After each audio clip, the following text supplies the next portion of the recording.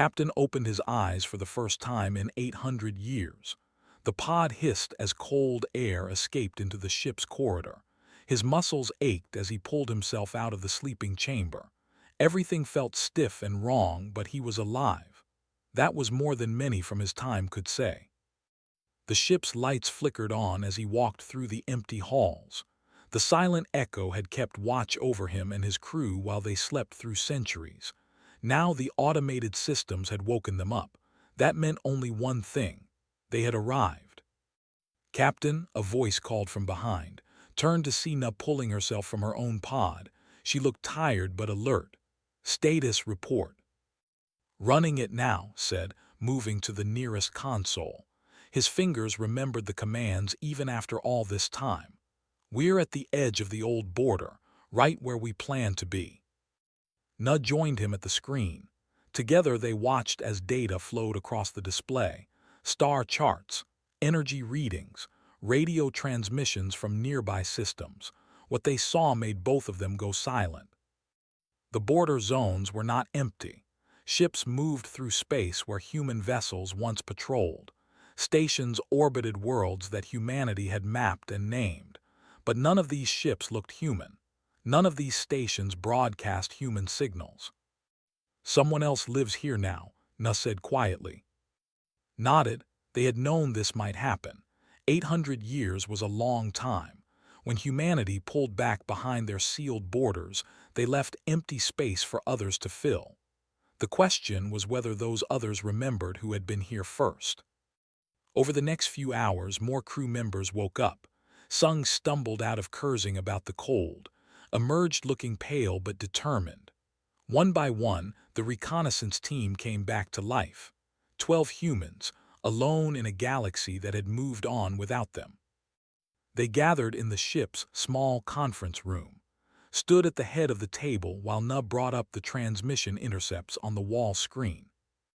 "This is what we know," Nub began. 14 different alien species now control most of the mapped galaxy. They call themselves the Galactic Assembly. The dominant power in this region is the Empire. They're big, aggressive, and they've settled on at least 12 former human worlds. "Former human worlds," Sung repeated, his voice hard. "You mean our worlds?" "Worlds we abandoned," corrected. "We left, they moved in. That was the deal." "There was no deal," Sung shot back.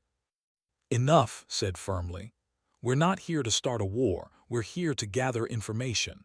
High Command needs to know what happened while we were gone. That's the mission."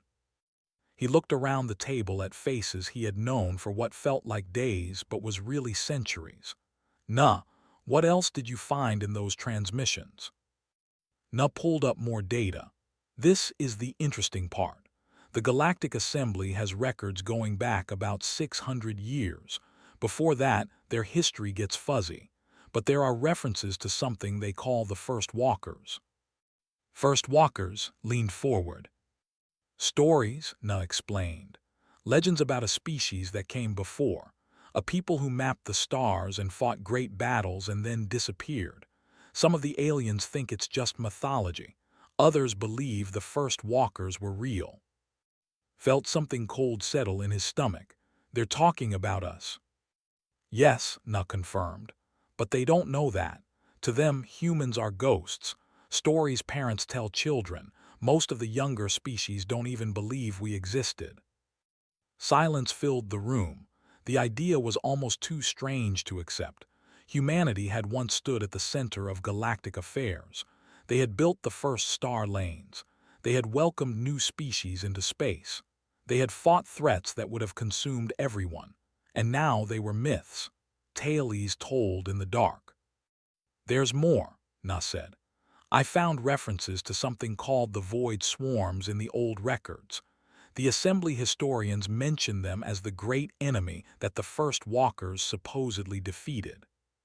Sung went very still, saw the recognition in his weapons officer's eyes. They both knew that name. Everyone from their time knew that name. "The Ravagers," Sung said. Na nodded. "That's what we called them. The Assembly has different names, but the descriptions match. Machines that consume everything. weapons from a dead civilization.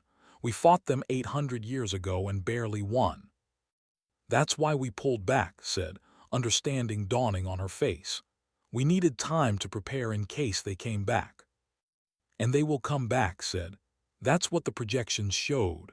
That's why High Command sent us ahead, to watch, to warn them if the threat returns.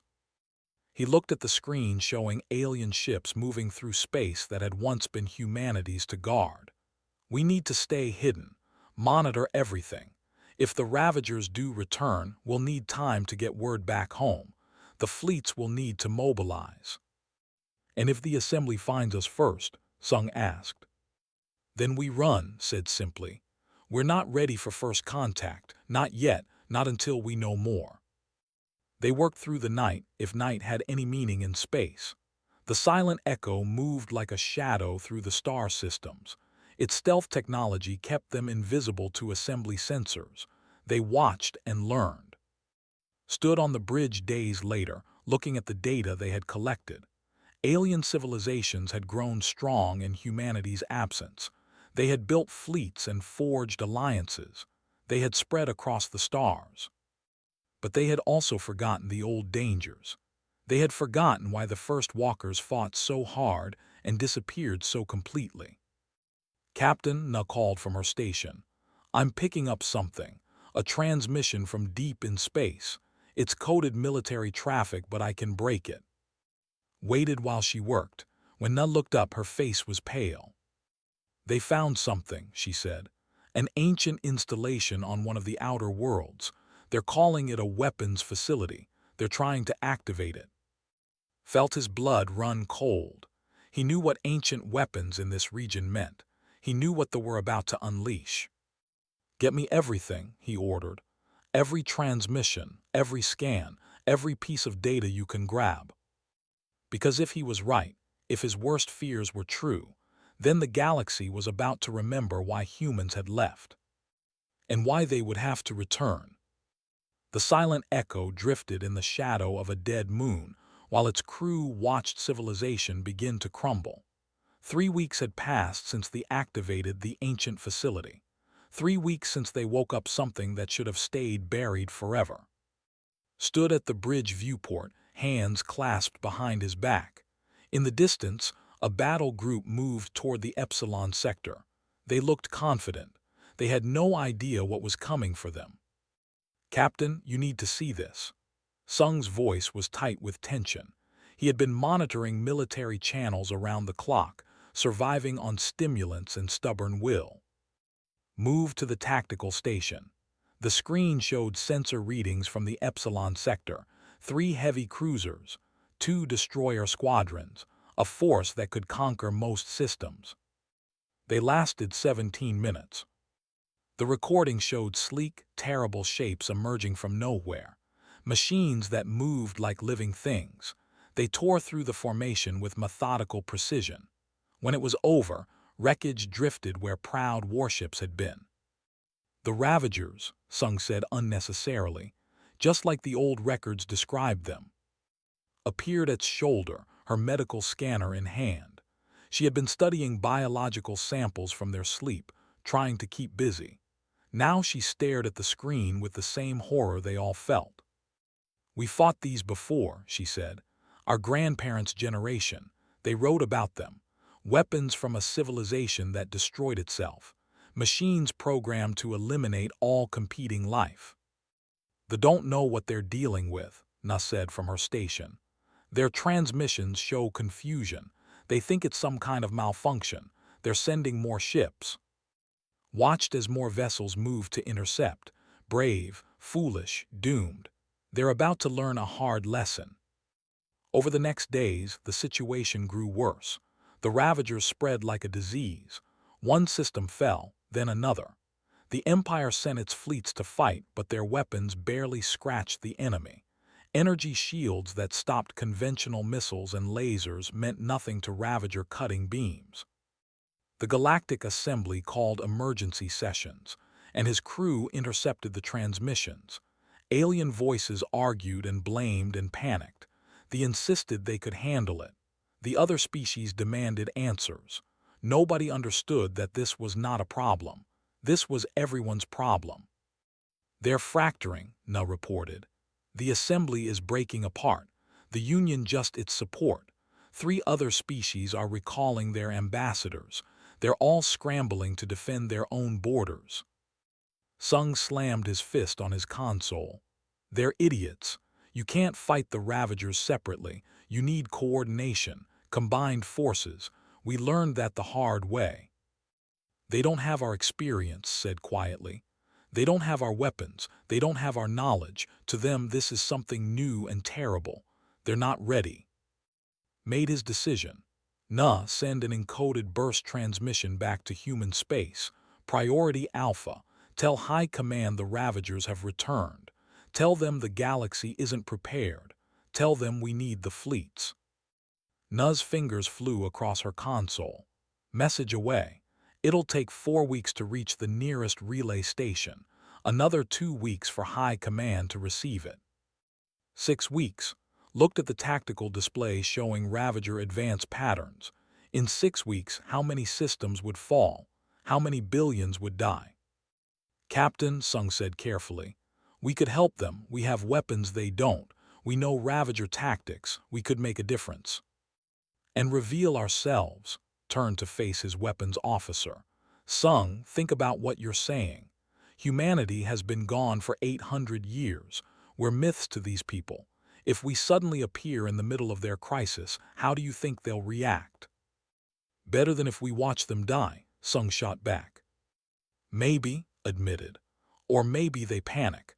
Maybe they think we brought the Ravagers. Maybe they decide we're the bigger threat and turn their guns on us instead of the real enemy.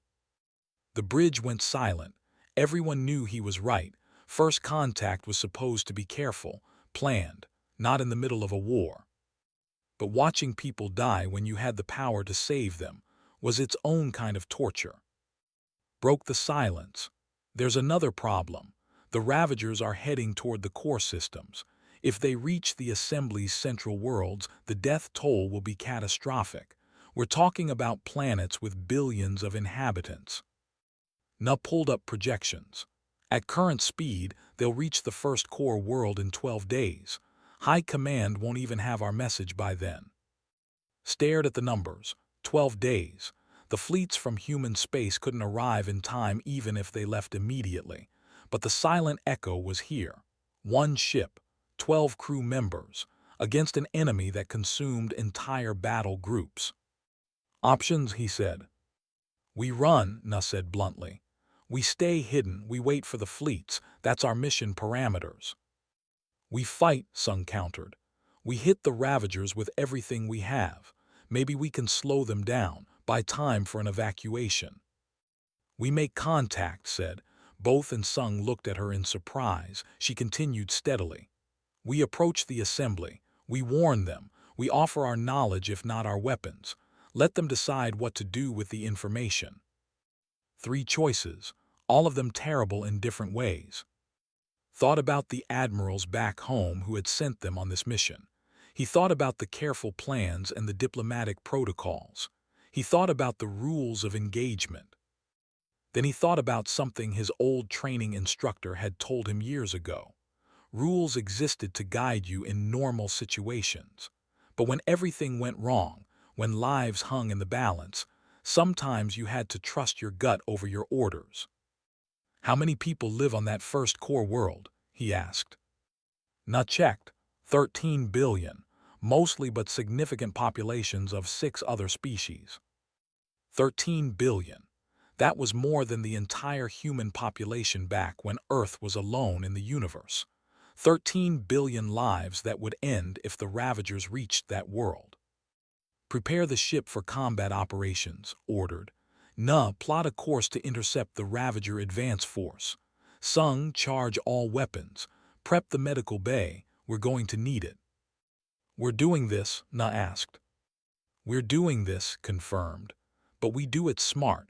We hit them hard and fast. We don't reveal our full capabilities. We make them think we're something else. Buy ourselves time. Sung grinned fiercely, like ghosts. Exactly like ghosts, agreed. We'll be the ghost ship that saves them without them knowing who we are. The fleets can handle the formal introductions later." The silent echo turned toward battle. Its human crew worked with practiced efficiency. They had trained for this. 800 years of preparation, 800 years of waiting. The Ravagers had returned, but so had humanity. And humanity remembered how to fight. The colony ship Bright Hope died slowly. Its engines were gone. Life support was failing. 3,000 civilians huddled in the emergency shelters while Ravager machines circled like predators, preparing for the final strike. Captain watched from the silent Echo's tactical display. His ship hung invisible in the dark, stealth systems hiding them from both the and the Ravagers. He could leave. Nobody would ever know they had been here. 5 minutes until life support fails completely, Na reported. The Ravagers are moving in for salvage operations. Salvage, that was what the machines did. They consumed everything. Metal, energy, organic matter. Nothing was waste to them. Everything became fuel for more Ravagers. Thought about his orders. Stay hidden, wait for the fleets, don't reveal humanity's presence. He thought about 3,000 people about to die. Sung, he said, target the Ravager lead units, full weapons free. Finally, Sung breathed. His hands moved across his console with eager precision, targeting solutions locked, firing. The silent Echo dropped its stealth field. For one moment, it existed as a visible presence in space, long enough for its weapons to speak. Plasma bolts struck the first Ravager and melted it to slag before it could react. Missiles found the second and third, human warheads tearing through ancient armor. The fourth Ravager began to turn, but kinetic rounds from the Echoes punched through its core systems. 12 seconds. 4 Ravager units destroyed. The rest of the swarm scattered in confusion, trying to locate the threat. Stealth re-engaged, Na reported. We're invisible again. Move us between the colony ship and the remaining Ravagers, ordered. Sung, keep firing. Don't let them get close. The battle continued in strange bursts. The silent Echo would appear, fire, and vanish. The Ravagers couldn't track something they couldn't see. Their programming wasn't designed for an enemy that broke their rules. Within 5 minutes, the Ravager swarm was destroyed. Wreckage drifted where the machines had been. The Bright Hope floated alone in space, damaged but intact. We're being hailed, Na said, surprise in her voice. The ship, they're broadcasting on all frequencies. Hesitated. Once he answered, there was no going back. First contact would happen here now, in the worst possible circumstances. He thought about those 3,000 lives, about the debt humanity now owed them simply by saving them. Open a channel, he said, audio only. Na nodded and activated the transmission. A voice filled the bridge, speaking in a language that translation software quickly decoded. Unknown vessel, this is Captain of the Bright Hope. You saved us. We owe you our lives. Please identify yourself. Took a breath. 800 years of silence ended with his next words. This is Captain of the human vessel Silent Echo. We received your distress signal. Are your people safe? The silence that followed lasted almost 30 seconds. Could imagine the shock on the bridge, the disbelief, the fear and wonder mixed together. Human's voice came back, shaking slightly. The first walkers, you're real. We're real, confirmed. And we're not alone. More human ships are coming.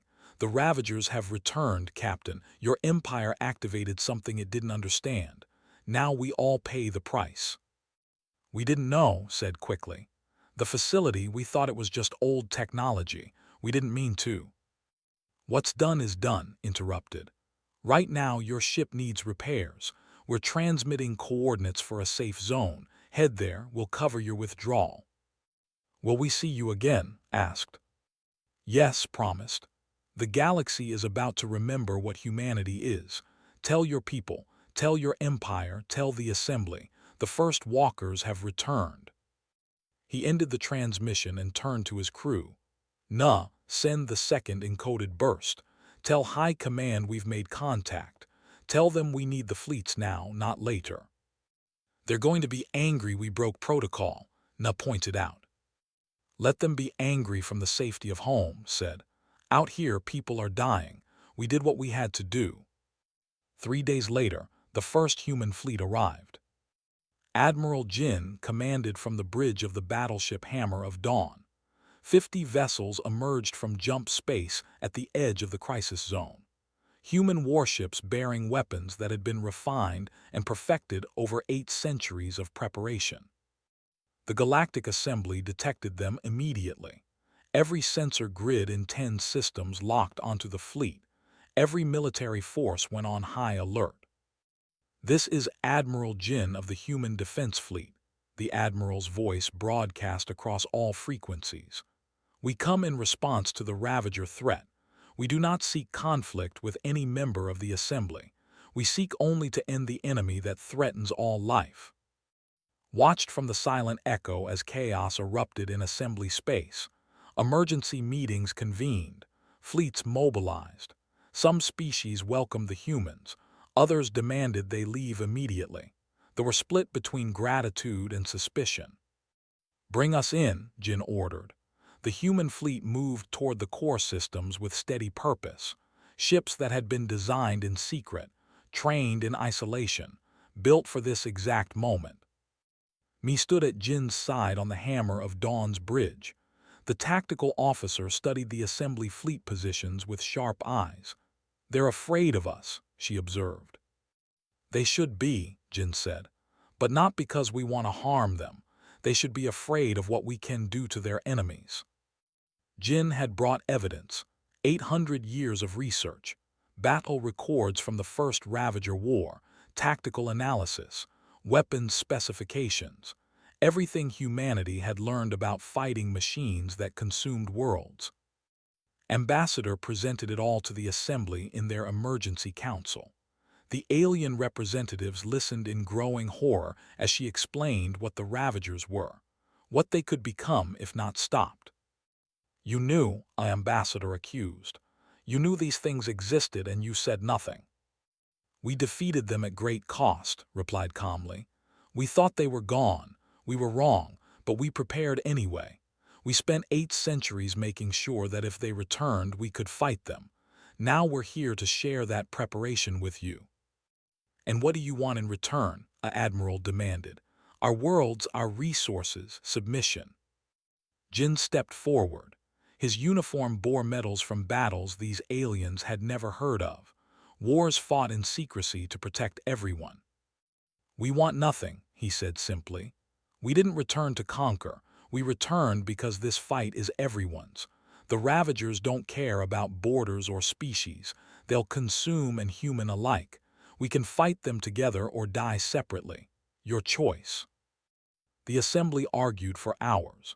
Species that had lived in peace for centuries suddenly had to trust ancient legends made flesh. They had to put aside fear and pride and work with beings they thought were myths. In the end, necessity made the choice for them. The Ravagers didn't wait for diplomatic resolutions. They advanced on the core worlds with mechanical patience. The admiral who had questioned Jin approached the human delegation privately after the meeting. His name was, and he had lost half his fleet to the Ravagers already. My empire made this mistake, said quietly. We awakened these machines. Many of my people are dead because of our foolishness. If you're truly here to help, then I welcome you, and I apologize for my earlier words. Jin extended his hand in the human gesture of peace. After a moment, gripped it. We all make mistakes, Jin said. What matters is what we do next. The alliance formed slowly but steadily. Human officers shared tactical data with assembly commanders. Me worked with alien strategists to coordinate fleet movements. The fleet's chief engineer showed shipwrights how to retrofit their vessels with human shield technology. The galaxy watched as legends became leaders, as myths became mentors, as the first walkers returned not as conquerors but as defenders. The real war was just beginning. The The world was called Theta Prime. 2 billion civilians, no military value, a perfect target for the Ravagers. Commander watched through his helmet display as 3 Ravager swarms converged on the planet. His strike team of 40 humans waited in their assault shuttle, hidden in the shadow of Theta Prime's larger moon. They were too few. The mission was too big, but they were going anyway. "Listen up," said to his team over the comm. "We have 6 hours to evacuate as many people as we can before the Ravagers reach the surface. The assembly fleet is buying us time, but they won't hold forever. We get down, we organize the civilians, we load them on transports, we get out. Simple." "Simple," one of his soldiers muttered. "Sure." "Stay focused," ordered. "The assembly is counting on us to show them how humans operate. Let's make it count. Drop in 30 seconds." The shuttle screamed through Theta Prime's atmosphere.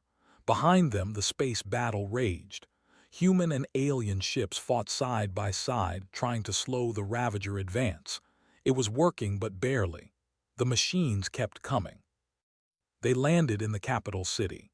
Chaos filled the streets. Civilians ran in panic. Local security forces tried to maintain order, but fear made people irrational. Saw a family trapped under debris from a collapsed building. He saw children crying. He saw exactly what the Ravagers would consume if his team failed. "Spread out," he ordered. "Teams of 4, start getting people to the spaceport. Use calm voices. Show them we're here to help." Found himself working alongside soldiers who had viewed humans with suspicion just days ago. Now they followed his orders without question. Training and experience mattered more than species when death was coming. "This way," called to a group of panicked civilians. "Follow me. The transports are this way. You're going to be fine." He didn't know if that was true, but sometimes people needed to hear confidence even when nobody felt confident. Above the planet, the battle intensified. Admiral commanded the defensive fleet from his flagship. Human and ships moved in practiced coordination. Me's tactical plans had given them an edge, but the Ravagers adapted quickly. Always adapting, always learning. "Sir, we're losing the eastern flank," an officer reported. 3 destroyers down. The Ravagers are breaking through. Looked at the tactical display. If that flank collapsed, the Ravagers would reach Theta Prime hours sooner. The evacuation would fail. "Human fighter squadrons, this is Admiral," he broadcast. "I need your best pilots on the eastern flank. Now." Wu heard the call from his cockpit. The human fighter pilot was already engaged with a Ravager hunter-killer. His squadron of 12 fighters had been dancing through the battle for 3 hours. They were exhausted but still flying. "Copy that, Admiral," Wu replied. "Squadron, break off and follow me. We're going east." Human fighters used gravity drive technology that seemed like magic to the assembly. They could turn in ways that should tear them apart. They could accelerate and brake in impossible patterns. Against conventional enemies, it made them untouchable. Against Ravagers, it made them survivors. Wu dove toward the Ravager breakthrough. A pilot named Bo, followed close. The enemy machines detected them and turned to engage. Energy beams lashed out. The humans twisted through the fire. "Targeting the big one," Wu announced. A Ravager queenship 3 times the size of a normal unit. It coordinated the others. Kill it and the swarm would falter. "That's suicide," Bo said. "Then don't miss," Wu replied. He pushed his fighter to maximum acceleration. The queenship loomed in his viewport, growing larger by the second. Its weapons tracked him. He could see the charging glow of its main cannon. "Wu, you're too close," Bo shouted. "I know." Wu armed his heavy missiles. The fighter screamed through defensive fire. One wing took damage. His shields flickered. He held course. 3 seconds to impact. 2 seconds. 1. Wu fired everything and pulled up hard. The missiles struck the queenship's core. For a moment, nothing happened. Then the ancient machine came apart in a brilliant explosion. The other Ravagers in the swarm hesitated, their coordination broken. His fleet pushed forward into the gap. The eastern flank held. But Wu's fighter was falling. The damage was too severe. Controls wouldn't respond. The engine was dying. "Wu, eject," Bo called desperately. Wu looked at his trajectory. He was heading toward a cluster of Ravager support units. If he ejected, they'd consume his fighter and keep advancing. But if he kept going... "Tell my family I flew well," Wu said calmly. "Wu, no. Tell them..." The fighter impacted 3 support units and detonated. The explosion cleared a corridor through the enemy formation. Human and ships poured through the opening. On the bridge of his flagship, Admiral watched the tactical display update. The eastern flank was secure. The Ravagers were falling back. The evacuation window was holding. "That pilot," said quietly, "find out his name, make sure it's remembered." Down on Theta Prime's team loaded the last civilians onto the final transport. The spaceport was empty now. In 6 hours, they had moved over 2 million people to safety. Not everyone, never everyone, but everyone they could reach. "Commander, we need to leave," one of his soldiers said. "The Ravagers are in the upper atmosphere." Looked at the sky. He could see the dark shapes descending. Minutes left, maybe less. "Everyone on the shuttle," he ordered, "move." They lifted off as the first Ravagers touched down. The city below would fall. The buildings would be consumed. But the people were safe. That was what mattered. Admiral Jin watched the battle from the hammer of dawn.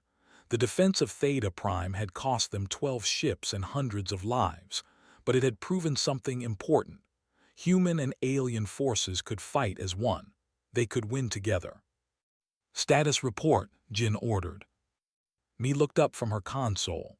All transports clear, 2 million civilians evacuated.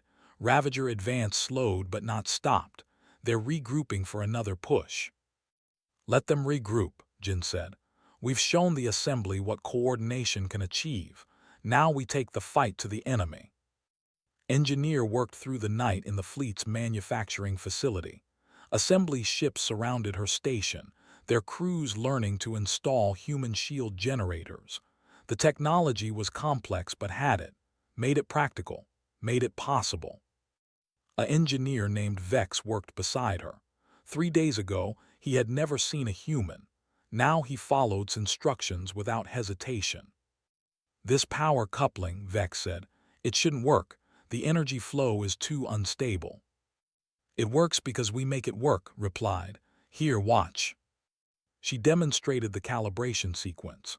Vex studied it carefully and then tried it himself. The shield generator hummed to life, energy fields stabilizing around the vessel. "Incredible," Vex breathed. "With these shields we can withstand 3 times the damage." "Now you see why we spent 800 years preparing," said. "We knew they'd come back. We knew we'd need every advantage." Across the fleet, similar scenes played out. Human and alien crews working together, learning from each other, building something stronger than either could achieve alone. Admiral found Jin in the strategic planning room. The human admiral was studying star charts, looking for patterns in the Ravager movements. "We would have lost Theta Prime without your people," said. "My own fleet couldn't have held them. Your fighters, your tactics, your courage. You saved 2 billion lives today." "We saved them together," Jin corrected. "Your ships held the line. Your people evacuated the civilians. We just brought different tools to the same job." Was quiet for a moment.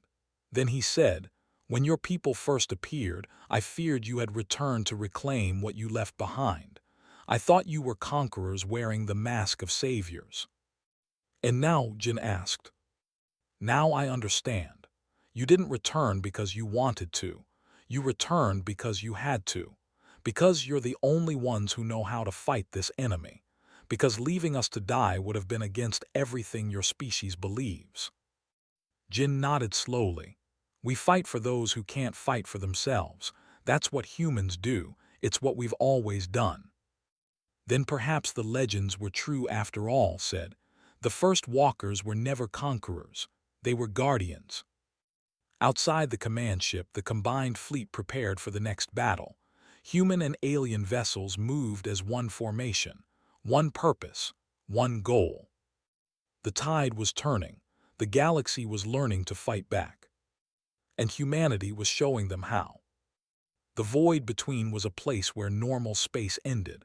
No stars, no light, just endless darkness and the thing that lived there, the Ravager Hive, a fortress world that had spawned the machine swarms for. 800 years ago, humanity had found it and barely escaped with their lives. Now they were going back. Admiral Jin stood on the bridge of the Hammer of Dawn, surrounded by holographic displays showing the largest fleet ever assembled. 300 ships, human vessels gleaming with new technology, dreadnoughts bearing retrofitted shields, cruisers, destroyers. 14 species united for one impossible mission. "We're insane," Admiral said from his position beside Jin. The commander had become Jin's closest ally over the past weeks. "Every strategic model says this assault will fail." "Every model except me's," Jin replied. He looked at his tactical officer. The young woman had spent days running simulations, finding the one path through impossible odds.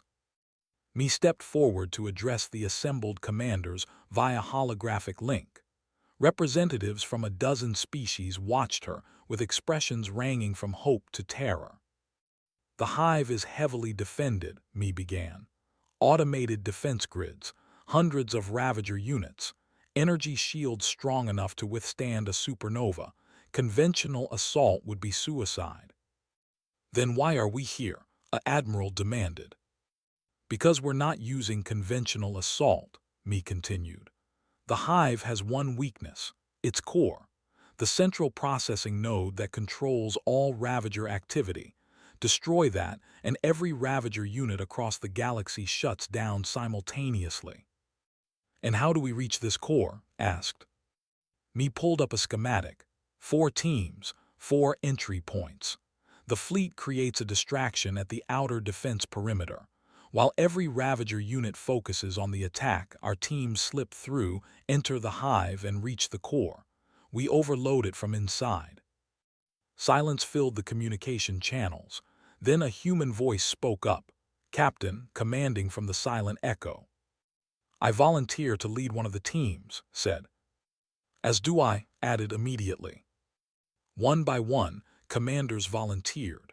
Not because the plan was good, because it was the only plan they had, and because sometimes warriors had to walk into hell knowing they might not walk back out. The fleet moved into the void between. Darkness surrounded them. Sensors struggled to find reference points. It was like traveling through nothing itself. Then they saw it, the hive. It was beautiful in a terrible way. A planet-sized machine. Artificial constructs twisted around a dead world's core. Lights flickered across its surface like diseased stars. Power readings suggested it could destroy the entire fleet with its main weapons. "All ships," Jin commanded. "Begin the assault. Make them think we're trying to overwhelm their defenses. Give the boarding teams their opening." The fleet opened fire. 300 ships unleashing everything they had. Energy beams, missiles, rounds. The hive's shields absorbed it all. Defense turrets activated and fired back. Ships died in brilliant explosions. But the hive's attention was focused outward now. That was what mattered. 4 assault shuttles launched from 4 different ships. Captain led the first team with Na, Sung, and Commander led the second. Admiral commanded the third. A warrior named Save led the fourth. 40 people total. 40 lives betting that Mi's calculations were correct. Shuttles skimmed along the hive's surface, dodging defensive fire. The ancient machine's exterior was a maze of conduits and structures. They found their entry point, a maintenance access that Mi's scans had identified as minimally defended. "Going in," announced. The shuttle punched through the outer hull and entered the hive's interior. Darkness swallowed them. Emergency lights cast red shadows. The air smelled of ozone and something else. Something wrong. Life support won't work here, reported. Stay in your suits. They moved through corridors that no living thing should walk. Machinery hummed all around them. Ravager units hung dormant in charging stations, waiting to be deployed. The team moved past them like ghosts. Core is 3 kilometers ahead, Na said, checking her scanner. 2 other teams have made entry, and no signal from Save's team. Keep moving, ordered. Outside, the fleet fought with desperate courage. Ships that had never trained together executed coordinated maneuvers. Human fighter pilots covered bombers. Cruisers shielded damaged human vessels. The casualties mounted, but nobody retreated. Watched from her engineering station aboard the Hammer of Dawn, she had done everything she could to prepare the fleet. Now she could only watch as her work was tested in fire. Admiral Jin, she called. Structural readings from the hive show fluctuations. The boarding teams are having an effect. How long until they reach the core? Jin asked. Unknown, but we can't hold this position much longer. We've lost 40 ships already. Jin looked at the tactical display. Ships dying, people dying, all to buy time for 40 warriors walking through hell. We hold, he said simply. Until the mission is complete or we're all dead, we hold. Inside the hive's team fought through automated defenses.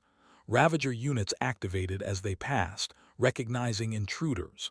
Sung's weapons tore through ancient armor, dragged wounded soldiers forward.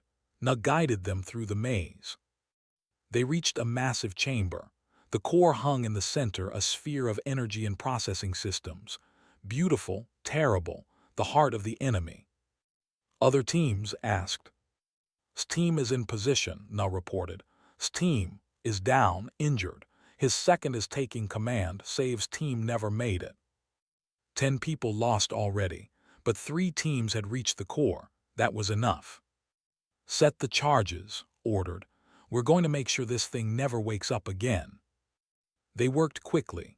Explosive charges placed at strategic points around the core, enough destructive power to crack a moon. When this went off, the hive would tear itself apart. Charges set, Sung reported. Timers armed. We have 5 minutes to get clear. They ran, back through corridors that now swarmed with Ravagers. The machines knew what was happening, knew their existence was ending. They fought with mechanical fury. Team emerged from their corridor bleeding and battered. Half their soldiers were gone, but still moved, still fought, still led. Appeared being carried by 2 of his soldiers.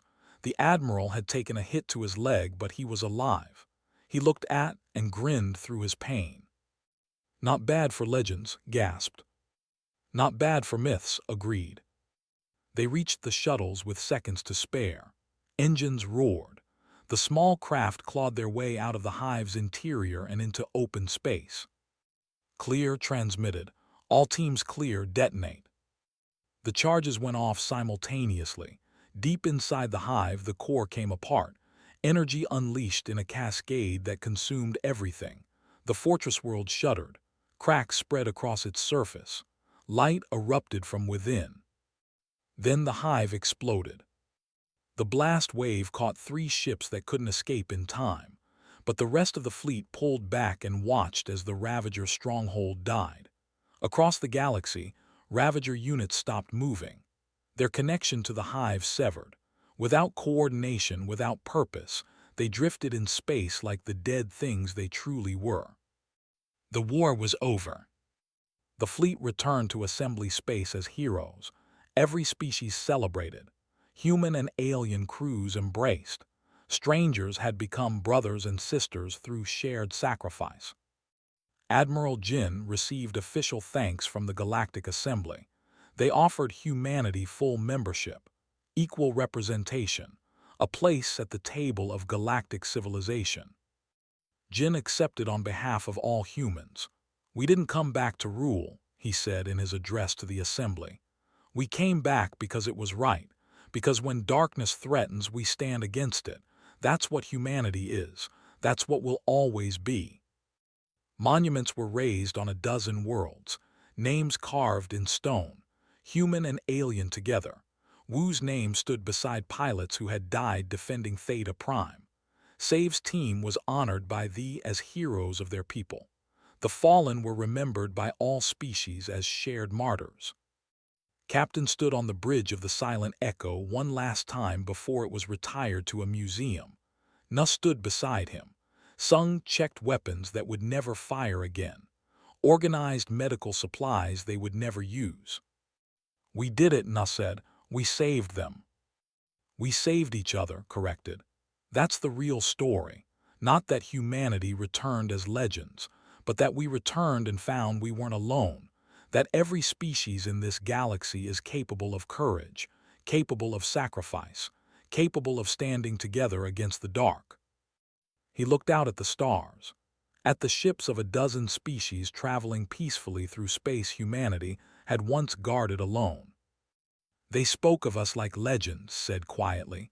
"Old stories of warriors and heroes, but they were wrong. We're not legends. We're just people. People who kept their promise to protect those who needed protecting." "And now," Nuh asked. "Now we write new legends," said, "together." The galaxy had changed. Humanity had returned, not as conquerors, not as saviors, but as what they had always been. Warriors who stood against darkness, defenders of the helpless, people who believed that every life mattered, every species deserved a chance. The Ravagers were gone, but new threats would come. They always did. And when they came, humanity would stand with their new allies, different species, different worlds, but one galaxy, one purpose. To protect, to defend, to stand together. That was the legend that would last forever. Not of humans alone, but of all species united by courage, forged in fire, proven in battle. The first walkers had returned, and they brought with them a simple truth that would reshape the galaxy. Together, there was no darkness they could not face. Together, there was no enemy they could not defeat. Together, they were legends,